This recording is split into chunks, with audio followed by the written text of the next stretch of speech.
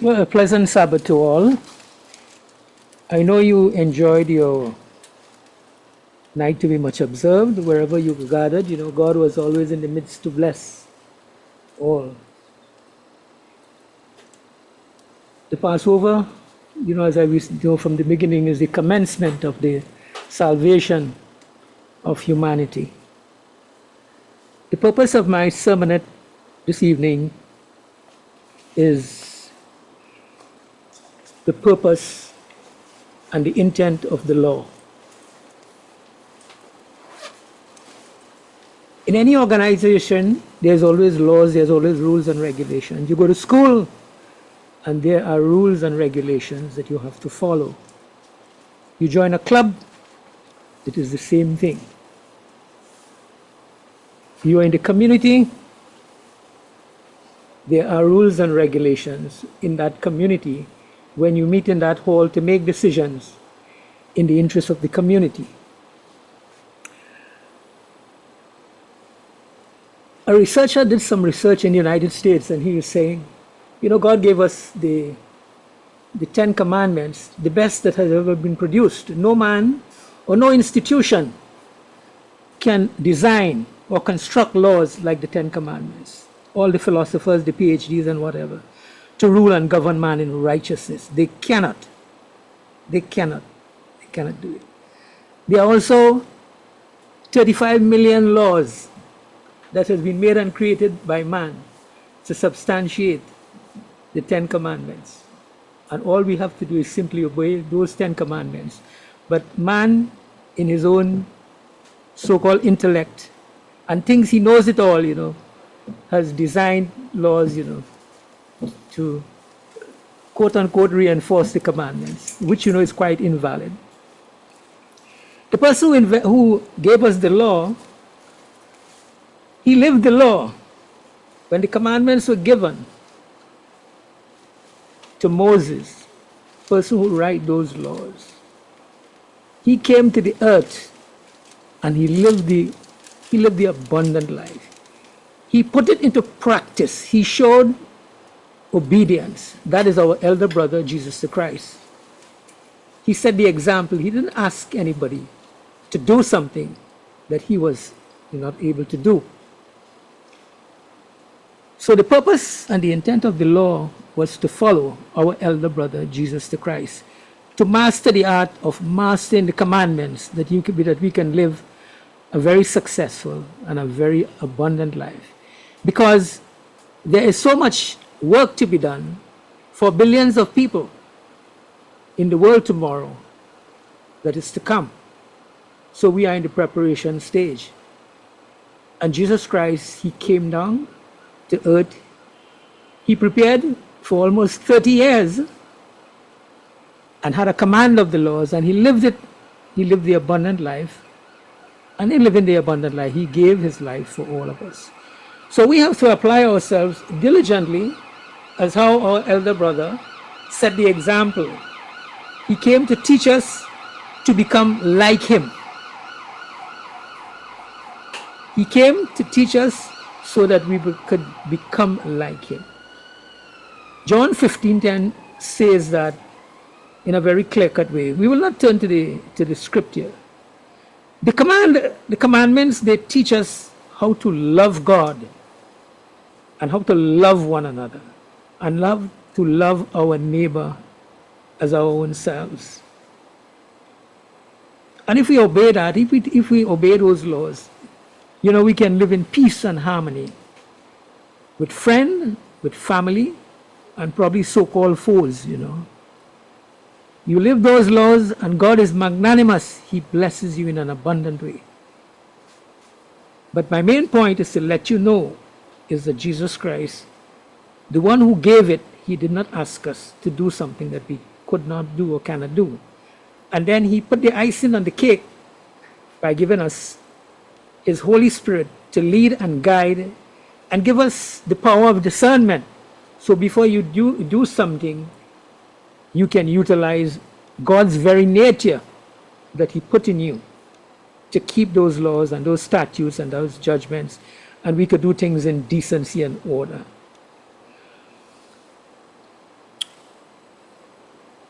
It also teaches us to, as I said, live in peace and unity and harmony.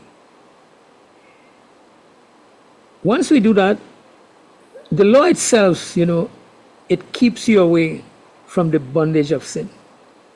The law must be written in our hearts. And the only person who can do that is Jesus the Christ. And we have to ask him on a day-to-day basis to write the commandments in our hearts, that everything that proceeds from our mouth, it goes through the filtration process of the 10 Commandments. Again, as Jesus the Christ set the example, he set the goal, he set the golden rule, he lived the golden rule, and he achieved that goal that he wants us all to desire and be in that spiritual family.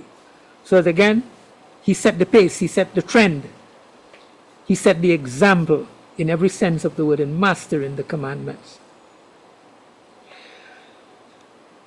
To be successful in life and to be happy, you want to be prosperous. Joshua, first chapter in Joshua, verse 8 says that you got to meditate on the law. You got to think about it. You got to study. You got to study it diligently. You have to look at it and you have to ask God's guidance whenever you open that Bible or whatever reading that we get from the church or other thing. You have to study it and you ask God's guidance from the beginning, so he will give you the power of discernment if you want to be successful and you want to be prosperous. You have to practice obedience just like how the elder brother Jesus Christ put into practice. We have to be Christ-like in every sense of the word. You look at the world today, and you look at the world and you see where prosperity reigns, the United States, the British Commonwealth of Nations. Everybody in the Caribbean, and most all over the world, everybody wants to head to the United States. You know the reason why?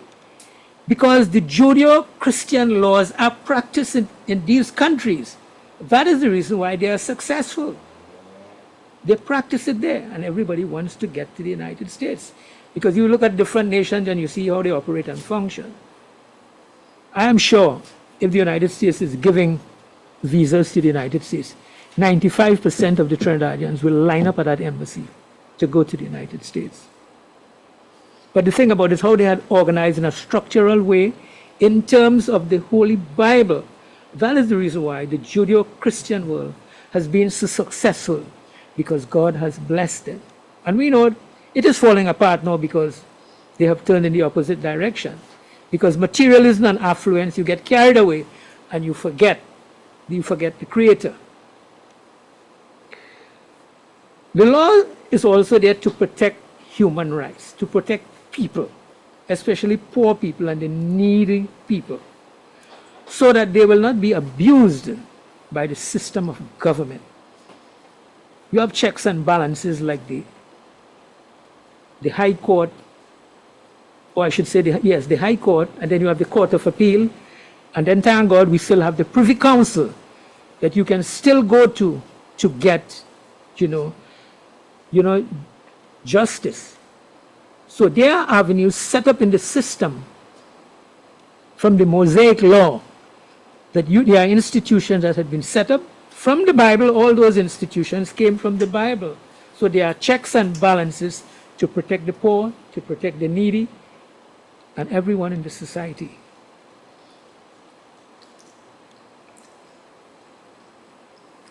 We have the law because you want to maintain order. You must have order. You must have order. If there is not order, there is anarchy. You know what happens? Sometimes you see the traffic light. I don't have to tell you about the traffic light in Trinidad, because we had our experience coming up, Once the light is green on, everybody wants to go immediately. They want to get there, be there first, second, third, or fourth. It's chaos. So the traffic light regulates. It regulates anarchy on the road, and right here in Chaguanas, you know the chaos better than me. Everybody wants to think. So this is the reason why we have rules and regulations on the road for our own safety, for our care, for our attention, and to preserve the life not only of yourself, but other people who are utilizing the world. So we must have laws to maintain order, so we don't have anarchy. Law and order also brings a sense of decency and respect to one another, so that the society can function in a peaceful and a very harmonious way. The law has been established also that you would have justice. That you would have justice, you would have equality, there'll be equal treatment for all the citizens that live in the land. Because you create the system and the checks and balances in the Constitution so that people can get their justice.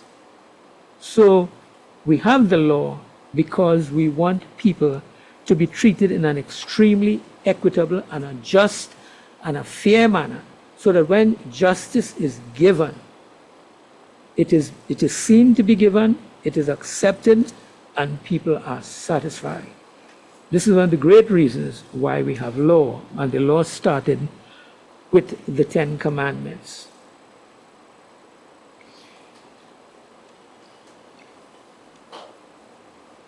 We also look at the law because to have right relationships, you must have law, you must have civil law, you must have marriage law, the home, the family. How is it governed? What example does the parent set? The parent is the role model for the family. The father is the role model for the son. The mother is the role model for the daughter. Not the sportsmen, not the politicians, not people who hold high office or people who have 3 or 4 degrees behind their name. So in your own home, you must have the right relationship. Because the kids are looking at you, how you treat your husband, how you treat your wife. That is the same way when they go out into the school system, they will know how to treat the little boy and the little girl in school. Again, that is the law. That is the law. And Numbers 16, again, I don't want you to go there again. It tells you about the whole family structure and how these laws are to be applied. Because it tells you, you've got to teach them, tell them. You're going to sleep, you're awake or whatever, you've got to do it. So if you are not law-abiding, you know what will happen in your home and family. And that is the stark reality of the situation in the world today. It's total chaos, it's total confusion. You have people all, I don't even want to go there. So with the law, as I said, we have the model set by Jesus Christ. We have to be very, very, very Jesus-like in every sense of the word. He set the trend and he set the example. So I will just go it over quickly concerning the law. Number 1, to become Christ-like. To make yourself and your home and family prosperous. That human rights will be respected in the land and in the home and family, or whichever organization you're in. You have the law because you want to maintain order, and there's no anarchy at all, none whatsoever. The law, we must also establish justice in the land. It also provides safety at home, at work, at play, and wherever you may guard and assemble. In keeping the law, we protect the society. What the United States did in 1906, they had a law, everybody opening their restaurants and whatever. And they had to set up a law called the Food and Drug Law, stating that these food institutions especially should be, highly sanitary, hygienic laws enforced and so that people will not eat and, have to run to the toilet or they get sick or whatever and whatever. So this law was proclaimed in the United States in 1906. It's the Pure Food and Drug and Safety Act. And my last point is right relationship. It generates right relationships in the home and family. And Numbers 30:16 goes into detail concerning these relationships. Let us turn to Matthew 22. Matthew 22, verses 39 to 40. And let's hear what it says. Matthew 22, 39 to 40.